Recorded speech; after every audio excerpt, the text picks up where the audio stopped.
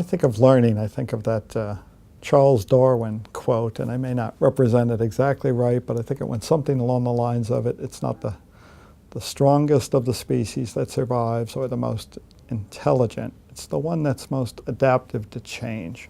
And in order to change, you have to learn. And in looking at this from kind of an organizational context, the way we did things yesterday, and it could be as recently as yesterday, may not be the way we need to do things today, and certainly not the way we need to do things tomorrow. I often think of a story, and in fact I cite this sometimes in front of a classroom. Suppose Bill Gates opened a company next to yours tomorrow morning. In other words, you got in your car, you drove to work, you pulled in the parking lot, and next to your company was a new building that said Bill Gates Company. And Bill Gates has unlimited resources. And his goal is to put you out of business. You get out of your car, you walk into the building. Would you do something different? Presumably the answer is yes. And at a minimum, certainly if you're in a leadership role, you get your team together and say, ruh-roh, after you get past the shock of seeing Bill Gates' company next door, you say, what is it we need to do differently to fend off this competitor and be successful? My question is, why wait till Bill Gates does that, or a Bill Gates does that? Why aren't we getting together today? What are the things that we could and should be doing and learning so we can make our organization, our department, our roles more effective, more efficient in the way we get things done? You have to learn. I embrace lifelong learning. I encourage anyone around me, my team, I encourage my kids. It's fundamental to life. It's fundamental to change. We have to do things better, faster, cheaper today than we did yesterday. I've been fortunate in my career. I've worked for very supportive organizations. I've gone on to pursue education in the classroom, beyond the classroom, executive education. I'm a sponge. I think we all have to be a sponge.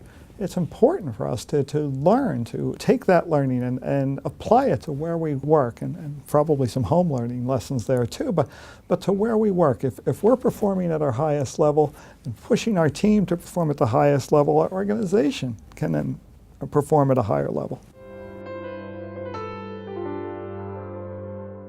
I'll tell you something that happened this morning at work. This morning at work I was approached by an employee. We're putting out a new communications campaign for an HR initiative. And we pushed it out via internal email. And everyone received it this morning, and it was very well received. It's actually in our training area. And one employee came into my office and said, Bill, this kind of looks like it's got a lot of bells and whistles to it.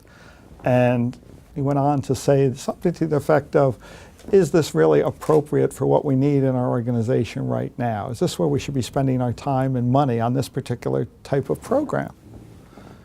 And it was an interesting conversation. It actually kind of caught me a little off guard, because this particular initiative is something we've been talking about for a long time, and we're just starting to roll it out now.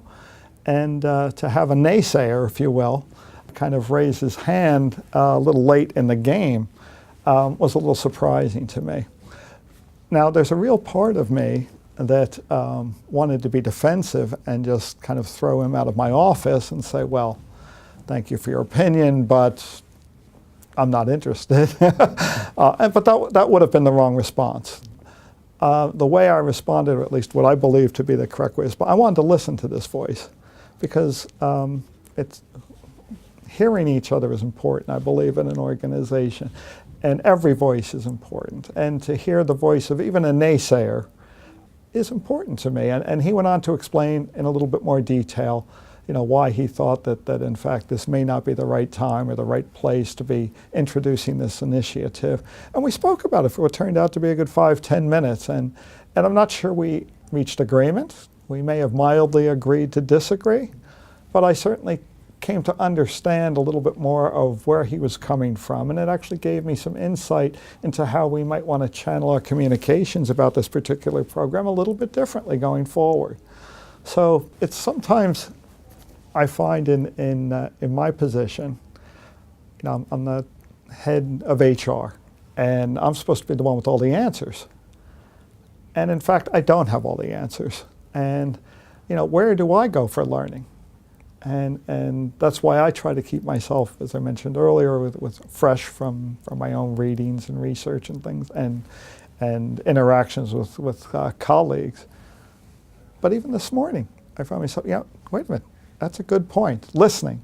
Be a good listener. Be a more active listener. Those things I have to remind myself of every once in a while.